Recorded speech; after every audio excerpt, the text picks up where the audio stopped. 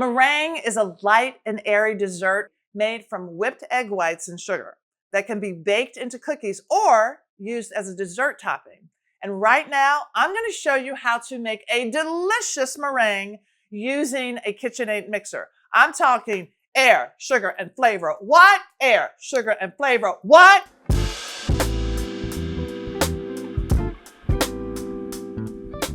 So I'm going to separate 6 eggs. Your hands are the best tools. And they're still at room temp. 1.25 cups of sugar. We're using the stand mixing bowl as a double boiler. So this way we don't have to change the bowl when we go back to the mixer. We have a little bit of water in the pot. Let's add some salt. And we're going to add cream of tartar. So cream of tartar is a stabilizer and it will help keep your whites from breaking and so they can get really fluffy and big. So we have this mixture over the heat for 7 to 10 minutes until we reach 175. This is when you really need an instant read thermometer. The reason that you need to heat it up to that point is so that you actually get the volume of your egg whites and you have dissolved the sugar. Okay, sirloin tip. Have you ever had a weeping meringue before and all of a sudden you have like wetness, like water leaking out of your meringue? It's because the sugar did not dissolve.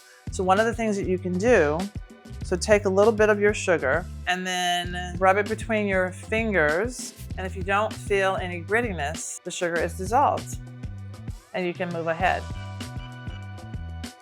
I think we're there. All right. Next, we're going to put our bowl back on our KitchenAid and we're going to attach the whisk. And now we're just going to go. This is going to take 5 to 7 minutes. The bowl is really hot right now, but eventually the egg whites and sugar mixture will cool down and that's when you're going to start to get the volume. You can already see that it is getting volume. As you're looking at your meringue, it is growing, it's going to be shiny. And when it's finally at the point of just as big as it's going to get, you will feel such almost chewiness. Because this is the beginning of a marshmallow, right? So good. We have the sugar, we have the airiness, now we have to add the flavor. So I'm gonna add a little bit of lemon juice, it's a couple teaspoons, and you can do this to taste. And I also have some vanilla bean paste because I like to see the beans. Turn the mixer back on. All right. Did we just finish our meringue? I think we did. Look at this. I mean, is that not the most beautiful thing you've ever seen? It looks like patent leather shoes. I love it.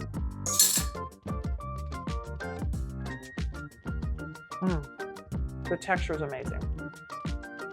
And that's how you make a meringue. I guarantee you'll impress your friends and family if you make this at home. And what did I say? Air, sugar, and flavor. What?